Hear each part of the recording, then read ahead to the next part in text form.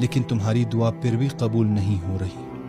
رکو، شاید تمہیں آزمائش نہیں بلکہ تربیت دی جا رہی ہے۔ جس طرح یوسف کے ہاتھوں میں زنجیر تھی لیکن تقدیر میں بادشاہت لکھی جا رہی تھی، اللہ کبھی کبھار تمہیں قید کرتا ہے تاکہ تمہیں آزاد کر سکے۔ جس طرح موسیٰ کا بچپن ماں کی گود سے جدا ہوا تاکہ فرعون کو نابود کر سکے، اللہ کا درد تدبیر بن جاتی ہے۔ جس طرح ابراہیم کو آگ میں ڈالا گیا اور اس آگ نے ابراہیم کا بال تک نہ جلایا، کیونکہ جو اللہ کے لیے کھڑا ہوتا ہے آگ بھی اسے سلام کرتی ہے۔ جس طرح ایوب کے جسم میں زخم، زبان پر دعا اور دل میں صبر تھی، اللہ نے اسے وہ لوٹایا جو دنیا اس سے چھین چکی تھی۔ جس طرح حضرت نوح کو دنیا والوں نے مجنون کہا، لیکن جب طوفان آیا صرف حضرت نوح بچے۔